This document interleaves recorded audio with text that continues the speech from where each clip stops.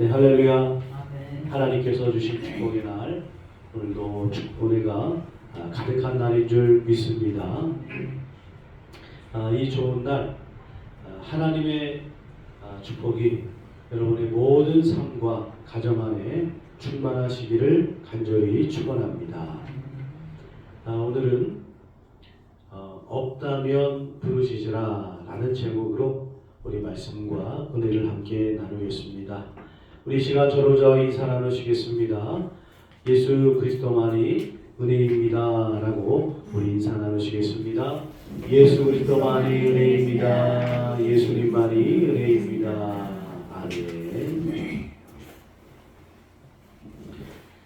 키 163cm에 몸무게가 40대 초반인 목사님이 개척교회를 시작하셨습니다. 이렇게 연약한 몸으로 개척 목회를 할 수 있느냐라고 사람들이 걱정했습니다. 그러나 1년 만에 30명이 모이는 교회로 부흥하게 되었고, 이제 앞으로 교회는 더욱더 성장해서 축복이 가득할 것이다 라고 기대를 하게 됐습니다. 그런 기대가 있었던 어느 날 7살 아들이 뺑소니 차에 치여서 식물인간 뇌사 상태에 빠지고 말았어요.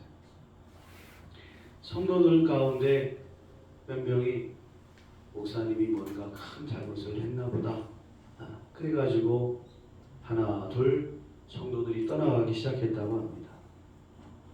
설상가상으로 교회는 불법 건축물로 철거당하게 되었어요. 그래도 이 목사님은 하나님께 매달렸습니다. 그리고 또 열심히 목회해서 교회가 성장해서 건축까지 하게 되었어요. 그런데 IMF가 몰아 닥쳤다고 합니다. 성도들이 교회가 부도나면 그 빛을 우리가 떠 앉아야 된다, 그런 부담감에 막 떠나가기 시작했습니다. 그리고 깨어나지 못했던 아들은 10여 년 만에 세상을 떠나게 되었다고 합니다. 여러분, 이런 이야기를 듣고 있으면 우리 마음속에 하나님이 살아계시는데 하나님 어째서 이런 일이 일어나게 되는 겁니까? 라고 우리는 질문할 수밖에 없죠. 근데 성경에 보면 예수님께서 사역을 시작하시고 나서 얼마 안 있어서 세례 요한이 참수형을 당하게 되었어요. 초대교회가 막 부흥하고 은혜롭기 시작되었는데, 여러분, 야고보가 헤롯에 의해서 사형을 당하게 되었죠. 회심하고 한평생 죄를 위해 살면서 복음을 전했던 사도 바울이 로마에서 감옥에 갇혀 있다가 차명에 이제 당하게 되었다는 겁니다. 여러분, 초대교회 성도들은 주님만 의지하며 살았습니다. 그래서 사회에서 이제 또 직장에서 얼마나 많은 고난을 당했는지, 그리고 수많은 그리스도인들이 이제 핍박 속에 고난 속에 순교하게 되었다는 것입니다. 여러분, 우리가 주를 위해 살면서 이런 일들을 겪는다면 내 마음에 어떤 마음이 드시겠습니까? 여러분, 원망의 상황에서 주님을 바라보면요, 소망이 바라보이지 않는 거예요. 그러나 원망에 사로잡혀서 우리는 죄짓지 말아야 합니다. 하나님을 바라봐야 됩니다. 오늘 이스라엘 백성들처럼 하나님이 계시냐 안 계시냐 이런 말을 쏟아내서는 안 되는 거예요. 여러분, 인생에 우리가 많이 갖고 많이 있으면 얼마나 좋겠습니까? 그러나 없다 할지라도 거기에 분명 하나님의 뜻이 있는 줄 믿습니다. 그러므로 없다고 원망하지 말고 우리가 하나님께 부르짖는 우리 모두가 되기를 예수님의 이름으로 간절히 축원드립니다. 첫 번째는요, 하나님께서는 우리가 없는 것을 알고 계신다는 거예요. 이집트에서 해방되어서 가나안 땅을 향해 열심히 기대감을 갖고 걸어가는 이스라엘 백성들 앞에 여러분 해피엔딩이 펼쳐질 것만 같았을 겁니다. 이제 앞으로 자신들의 이 앞길에는 꽃길만이 그냥 쫙 펼쳐져 있게 될 것이다 라고 이렇게 생각을 했던 것 같아요. 그러나 가는 길은 결코 순탄치 않았죠. 마라의 쓴물도 있었고 또 신광야에서는 먹을 것이 똑 떨어져 가지고 하나님께서 만나의 은혜를 베푸시는 경험도 하기도 했습니다. 자, 그렇게 다시 힘을 회복한 이스라엘 백성들이 신광야를 떠나서 가나안을 향해 나아가기 시작하는데 이때 그들의 모습을 한번 살펴보시면 1절의 말씀입니다. 같이 읽겠습니다. 이스라엘 자손의 온 회중이 여호와의 명령대로 신광야에서 떠나 그 노정대로 행하여 르비딤에 장막을 쳤으나 백성이 마실 물이 없는지라. 아멘. 이스라엘 백성들이 자기 마음대로 간 것도 아니고 하나님의 명령대로 갔다는 겁니다. 그리고 그 노정대로 하나님께서 이끄시는 대로 그대로 따라갔다는 거예요. 그러면 우리는 어떻게 생각합니까? 하나님이 이끄시는 이 길, 여러분 좋은 길이 펼쳐지게 될 것이고 꽃길이 쫙 깔리게 될 것이고 어떤 고난과 어떤 어려움이 없을 것이다. 오아시스가 그냥 멋지게 나타날 것이다 라고 생각했는데 여러분 어떤 일이 지금 눈앞에 딱 마주친 겁니까? 마실 물이 없는 상황에 마주치게 되었다는 거예요. 말씀 믿고 순종하여 나아갔더니 여러분 물이 없어요. 이스라엘 백성들이 어떡합니까? 2절에 보니까 모세와 막 다투기 시작합니다. 우리에게 물을 줘서 마시게 하라. 모세가 여러분 물이 없게 만들었나요? 하나님 명령대로 간 길 아닙니까? 그냥 물이 없다고 모세랑 다투다가 심한 말을 쏟아냈습니다. 이런 말까지 하면 안 되는데 7절에 여호와께서 우리 중에 계신가 안 계신가 하면서 이런 원망의 말을 쏟아냈다는 겁니다. 여러분 아무리 우리가 인생에 가는 길 가운데에 때로는 내 뜻대로 내 생각대로 하나님 명령에 순종했지만 보이는 것이 마실 물이 없는 그런 상황에 처한다 할지라도 여러분 이런 말을 우리는 해서는 안 된다는 거예요. 하나님 계십니까? 하나님 계시기나 한 거 맞아요? 여러분 이렇게 원망하고 항의해서는 안 된다는 겁니다. 여러분 우리 인생이 늘 형통한 일만 있을 수 있습니까? 이 세상에 태어나서 죽는 순간까지 날마다 형통하고 날마다 평안한 사람이 있습니까? 없어요. 그런 사람 없습니다. 우리가 보기에 평안해 보이는 사람도요 다 어려움이 있고 다 그냥 고난이 있는 겁니다.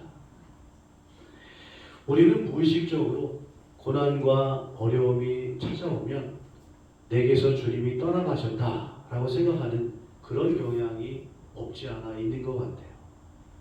출애굽기 3장 7절의 말씀 한번 우리 읽어보겠습니다.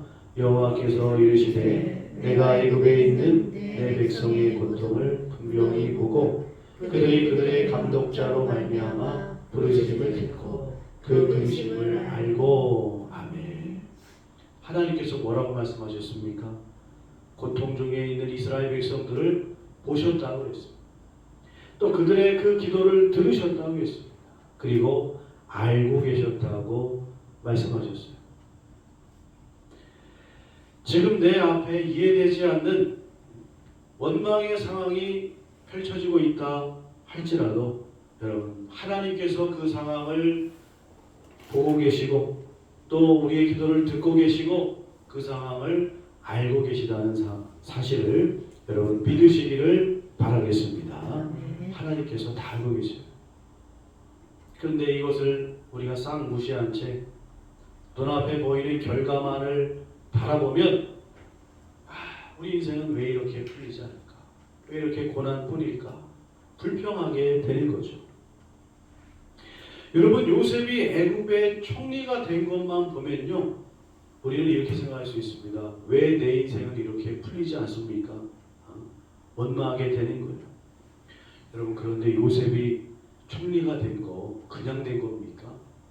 그도 어려움이 있었어요. 얼마나 큰 어려움이 있었습니까? 노예로 살았죠. 감옥에 억울하게 옥살이도 했죠. 소망이 보이지 않는 그런 삶 아니었습니까? 그러나 요셉은 원망 대신에 하나님을 의지한 줄로 믿습니다. 다윗도 보십시오. 기름 부어서 왕이 되겠다고 하나님께서 말씀하셨는데 왕이 안 되고 도망자로 10여 년을 그냥 그렇게 어렵게 사는 겁니다. 살기 위해 아둥바둥 목숨이 위태로운 적이 한두 번이 아니에요. 그러나 다윗은 원망에 사로잡히지 않았다는 겁니다. 오히려 그 속에서 하나님을 바라보니까 여러분, 시편 23편과 같은 주옥 같은 신앙 고백이 그 입술에서 고백이 나오게 되었다는 사실입니다. 우리 인생도 그래요. 주님을 위해서 내가 여기까지 살아왔는데 하나님, 내 인생이 풀리지 않는 것 같습니다. 그러나 이것을 기억해야 됩니다. 하나님께서는 언제나 거기에 동일하게 나를 바라보고 듣고 알고 계셨다는 사실입니다. 문제는 막 칼대같이 흔들리는 나 자신이라는 것이죠. 여러분, 우리 인생의 어려운 그 상황이 놓이게 될 때, 그래, 주님이 다 알고 계시지. 그래, 주님이 다 보고 계시지. 그래, 주님이 내 기도를 다 듣고 계시지. 여러분, 이 믿음의 고백으로 마라의 쓴물, 오늘 이 무리바의 이 물이 없는 상황 속에서도 하나님께로부터 은혜를 받아 반석에서 물을 얻는 우리 모두가 되기를 예수님의 이름으로 간절히 축원드립니다. 두 번째는요, 우리는 없다고 불평하지 말고 기도해야 됩니다. 가끔 마트에서 어린아이들이 엄마 나 저거 사줘 하고서 그냥 들어 누워가지고 떼쓰는 아이들을 막 보게 됩니다. 근데 그 아이가 귀엽기도 하지만 아이고 엄마 아빠가 웬만하면 어떤 상황이 있으니까 못 사주겠지, 이유가 있는 건 아니겠습니까? 그 아이는 엄마 아빠의 상황도 엄마 아빠의 주머니 사정도 전혀 알 리가 없어요. 그냥 갖고 싶은 것만 떼쓰는 겁니다.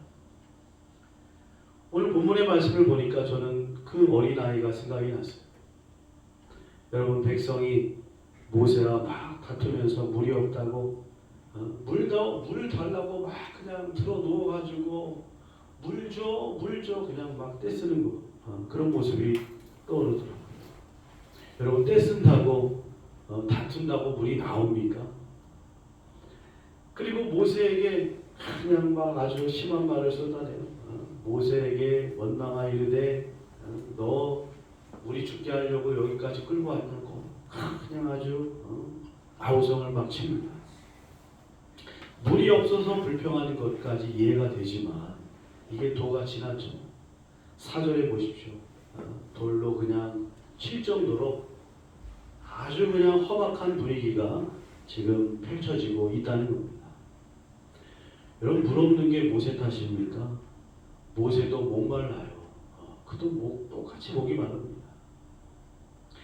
이렇게 돌 들고 덤벼들 것 같은 백성들을 보면서 여러분, 그 백성들을 잘 인도하고 싶은 마음이 들까요? 안 들까요? 사실 모세도 사람이에요. 그 마음속에 좋지 않은 마음이 분명히 있었을 겁니다.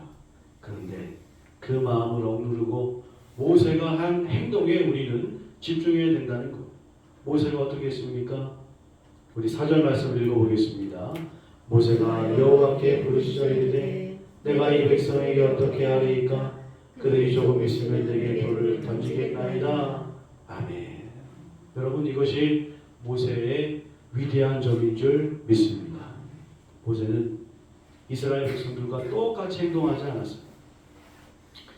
그냥 원망하지 않고 싸우지 않고 하나님 앞에 어떻게 해야 됩니까? 해결 방법을 기도하며 물었다는 거예요. 절제되지 못한 감정에 자신이 지배되지 않았다는 겁니다. 여러분, 우리도 인생을 사노라면 목마름을 경험할 때가 분명히 있어요. 그때 우리는 하나님 앞에 기도해야 될 줄로 믿습니다. 홍해를 건널 때에 백성들은 막 난리가 났어요. 이제 죽게 되었다고.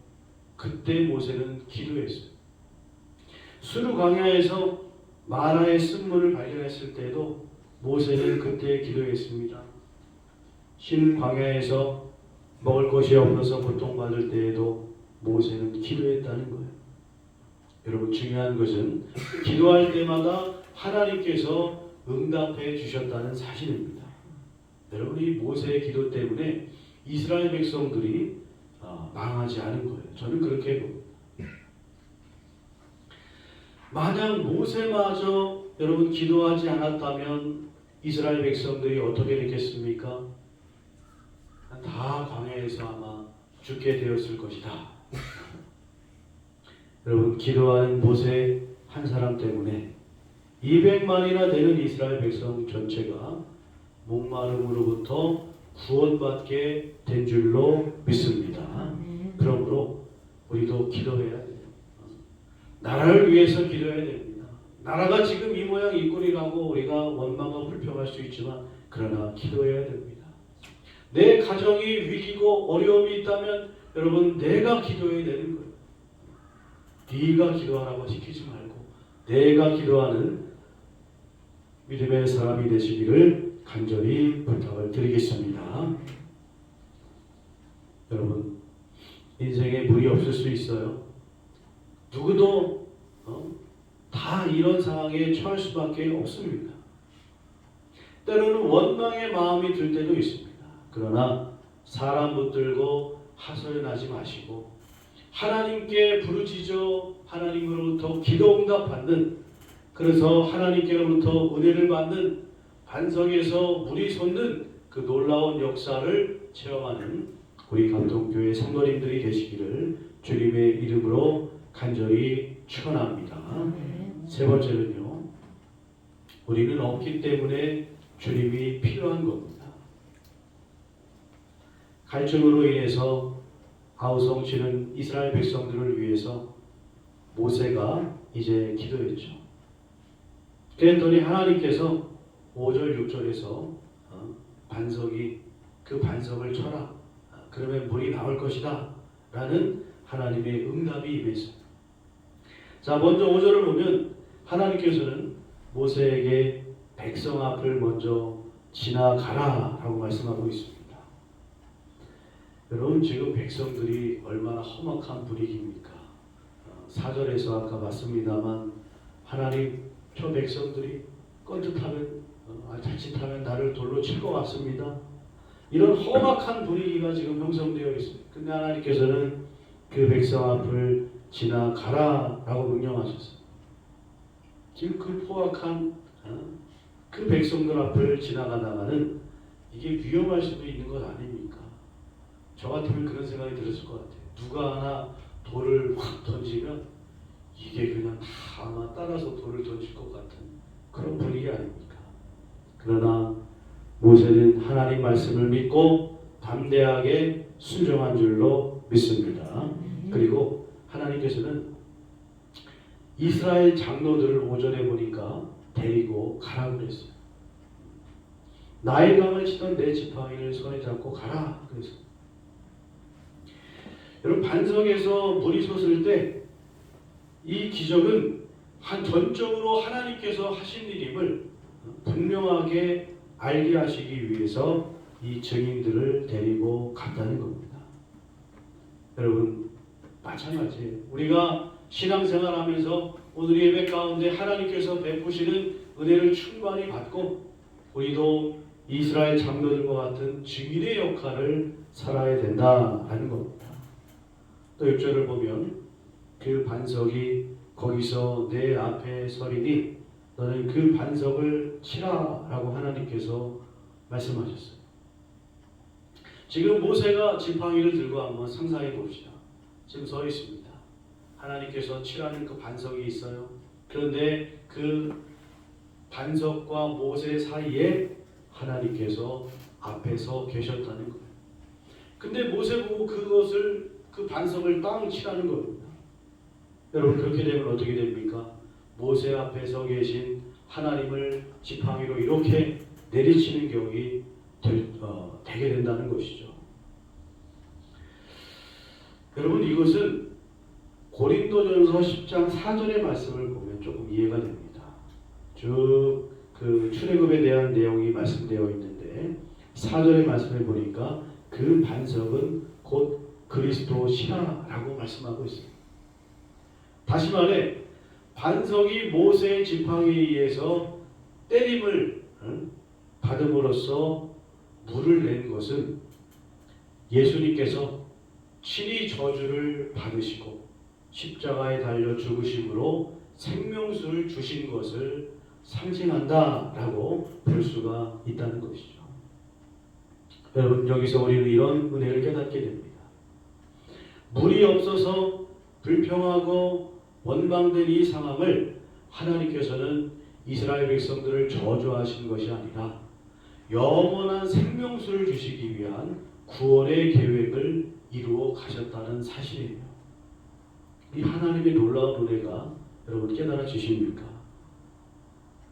여러분, 지금 눈앞에 우리 인생의 갈증과 원망의 상황이 놓여 있다면 간절히 바라기는 하나님의 은혜로 그것을 바라볼 수 있는, 그 너머에서 준비하고 계시는 하나님의 은혜를 바라볼 수 있는 영적인 눈을 갖게 되시기를 축원합니다. 그럼 믿음의 눈으로 보면 왜 하나님이 그렇게 하셨는지 보여지는 거예요. 믿음의 눈으로 자꾸 바라보면, 영적인 눈으로 자꾸 보면 여러분 새로운 길이 보이게 되는 줄로 믿습니다. 오늘이 여정이 끝이 아니잖아요. 이스라엘 백성들의 여정은 다시 여기서부터 또 다른 여정이 시작되는 것입니다. 우리 인생 길도 광야길과 비슷합니다. 그러나 분명한 것은 하나님의 계획하심이 있으시다는 거예요. 감사함으로 믿고 기쁨으로 걸어갈 때 하나님께서 예배해 놓으신 놀라운 기적들을 맛보게 된다는 겁니다. 만나를 맛보게 되고 반석에서 물이 나는 기적을 체험하게 되고 그런 기둥과 불기둥의 은혜를 체험하게 되고 하나님께서 곳곳에서 적들을 물리쳐 주시는, 여러분, 그래서 하나님께서 이끄시는 정말 귀한 영생수, 생명수가 넘치는 그 셈에 우리가 이르게 될 줄로 믿습니다. 여러분, 하나님 말씀 잘 의지하셔서 어떠한 상황에서도 없다고 원망하지 말고 하나님께 부르짖는 우리 모두가 되어서 하나님의 영광을 더욱더 올려드리는 우리 교회가 되기를 예수님의 이름으로 간절히 축원드립니다. 기도하겠습니다.